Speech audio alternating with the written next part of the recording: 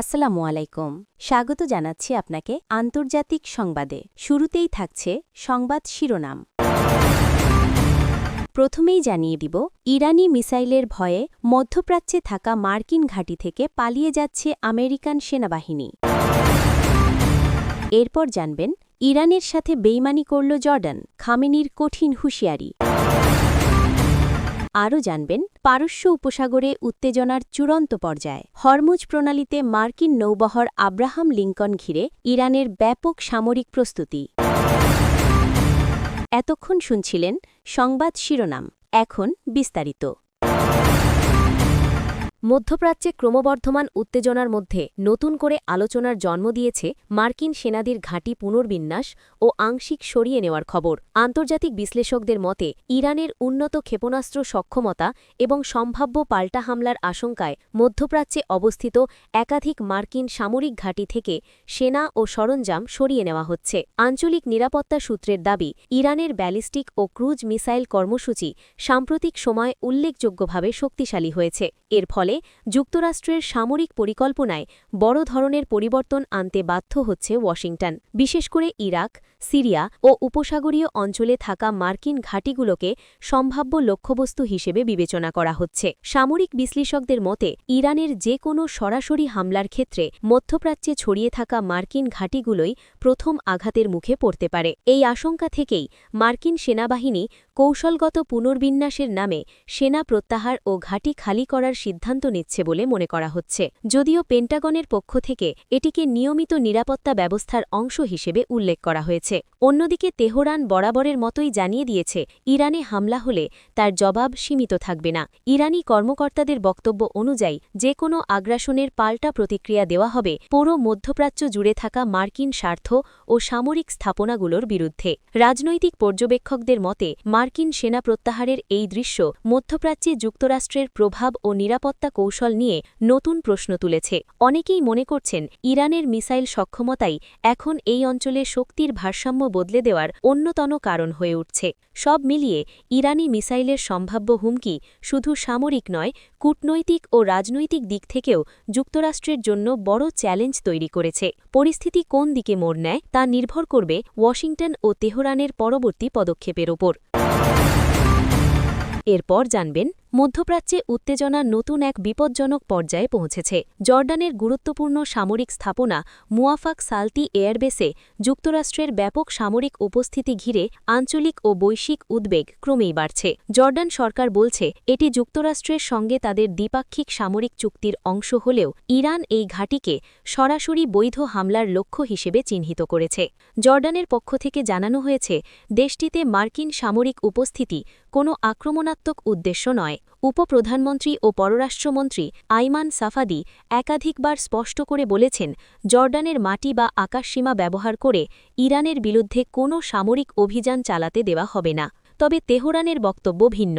Iran মনে করে, যে দেশে মার্কিন সামরিক ঘাঁটি রয়েছে সেই দেশ কখনোই তাদের পূর্ণ আস্থার তালিকায় থাকতে পারে না। বিশেষ করে ইরান থেকে জর্ডানের দূরত্ব মাত্র 1000 কিলোমিটার। স্যাটেলাইট চিত্র বিশ্লেষণে উঠে এসেছে ভয়াবহ চিত্র। মুয়াফাক সালতি এয়ারবেসে স্বাভাবিকের তুলনায় 3 গুণেরও বেশি সামরিক তৎপরতা চলছে। ঘাঁটিটিতে মোতায়েন করা হয়েছে 60টিরও বেশি অত্যাধুনিক মার্কিন যুদ্ধবিমান। এর মধ্যে রয়েছে F-35A lightning II stealth fighter, F-15E strike eagle, E-18G গ্রাউলার এবং A-10 থান্ডারবোল্টের মতো বিধ্বংসী যুদ্ধযান। পাশাপাশি আকাশ প্রতিরক্ষার জন্য বসানো হয়েছে থার্ড ও প্যাট্রিয়ট মিসাইল ডিফেন্স সিস্টেম। বিশ্লেষকদের মতে জানুয়ারির শেষ দিক থেকে শুরু হওয়া এই মার্কিন সামরিক বিল্ড আপ এখন চরম সীমায় পৌঁছেছে। এয়ারবেসটি কার্যত যুক্তরাষ্ট্রের একটি বিশাল সামরিক দুর্গে পরিণত হয়েছে। এই অবস্থানকে ইরান চরম উস্কানিমূলক বলে আখ্যা দিয়েছে এবং প্রকাশ্যে ঘোষণা করেছে মুয়াফাক সালতি এয়ারবেস তাদের মিসাইলের আওতায় থাকা বৈধ লক্ষ্যবস্তু। এই উত্তেজনার পেছনে রয়েছে ওয়াশিংটন ও তেহরানের পারমাণবিক প্রকল্প সংক্রান্ত অচলাবস্থা। মার্কিন প্রেসিডেন্ট ডোনাল্ড ট্রাম্পের প্রশাসন স্পষ্ট করে হুঁশিয়ারি দিয়েছে, আলোচনায় ইরান নমনীয় না হলে যে কোনো সময় সীমিত সামরিক হামলা শুরু হতে পারে। এর জবাবে ইরান একাধিক কড়া ভিডিও বার্তা প্রকাশ করেছে, যেখানে মার্কিন সামরিক উপস্থিতিকে সরাসরি যুদ্ধের উস্কানি বলা হয়েছে। ইরানি মিডিয়াগুলোতে প্রকাশ্যে পূর্ণাঙ্গ যুদ্ধ এবং মার্কিন সেনাদের সম্পূর্ণ ধ্বংসের কথাও বলা হচ্ছে। আরও জানবেন রাত গভীর হওয়ার সঙ্গে সঙ্গে পারস্য উপসাগরের কালো জলে নীরবে এগিয়ে চলছিল যুক্তরাষ্ট্রের সবচেয়ে শক্তিশালী বিমানবাহী রণতরীগুলোর একটি ইউএসএস আব্রাহাম লিঙ্কন। সম্পূর্ণ যুদ্ধসজ্জায় রণতরীটি যখন হরমুজ প্রণালীর দিকে অগ্রসর হচ্ছিল তখন মার্কিন নৌসেনাদের মধ্যে আত্মবিশ্বাসের ঘাটতি ছিল না। তবে সামরিক বিশ্লেষকদের মতে সেই আত্মবিশ্বাসই দ্রুত বড় উদ্বেগে পরিণত হয়েছে। নৌবহরটি হরমুজ প্রণালীর সীমানায় পৌঁছানোর পর রাডারে একসাথে প্রায় ৩০০টি অস্বাভাবিক সংকেত ধরা পড়ে। প্রথমে এটিকে প্রযুক্তিগত ত্রুটি মনে হলেও অল্প সময়ের মধ্যেই পরিস্থিতির ভয়াবহতা স্পষ্ট হয়ে ওঠে। অন্ধকার সমুদ্র জুড়ে ছড়িয়ে পড়ে অসংখ্য ছোট আলোর বিন্দু, যা পরে শনাক্ত হয় ইরানের দ্রুতগতির মিসাইলবাহী নৌকা হিসেবে। চারিদিক থেকে এই নৌকাগুলো মার্কিন রণতরীকে ঘিরে ফেলে এমন দূরত্বে এসে পৌঁছায় যে খালি চোখেই নাবিকদের দেখা যাচ্ছিল। বিশেষজ্ঞদের মতে এত অল্প দূরত্ব থেকে হামলা হলে প্রতিক্রিয়া জানানোর সময় থাকবে মাত্র কয়েক সেকেন্ড। ইরানের এই পদক্ষেপকে কোনো আকস্মিক মহড়া নয়, বরং দীর্ঘদিনের পরিকল্পনার বাস্তবায়ন হিসেবে দেখছেন সামরিক বিশ্লেষকরা। বিস্ময়ের বিষয় হল এই পুরো কার্যক্রম চালানো হয়েছে কঠোর মিডিয়া ব্ল্যাকআউটের মধ্যে, যার কোনো পূর্বাভাস মার্কিন গোয়েন্দা সংস্থাগুলো পায়নি। এদিকে তেহরান থেকে পাঠানো বার্তা ছিল স্পষ্ট।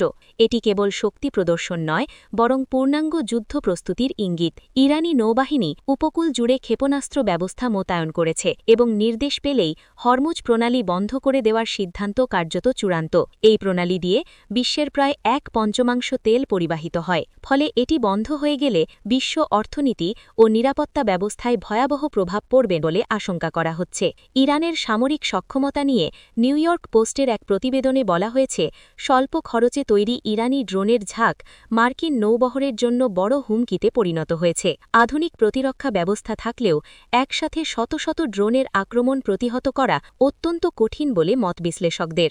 একই সাথে ইরান ও তাদের মিত্র হিজবুল্লাহ সতর্ক করে জানিয়েছে, সংঘাত শুরু হলে প্রতিরোধ শুধু সমুদ্রেই নয়, পুরো মধ্যপ্রাচ্য জুড়ে ছড়িয়ে পড়বে। এর ফলে মার্কিন নৌবহর কার্যত ইরানের ক্ষেপণাস্ত্র ও ড্রোনের আওতায় অবরুদ্ধ অবস্থায় রয়েছে। সব মিলিয়ে পারস্য উপসাগরের পরিস্থিতি এখন চরম অনিশ্চিততার দিকে এগোচ্ছে।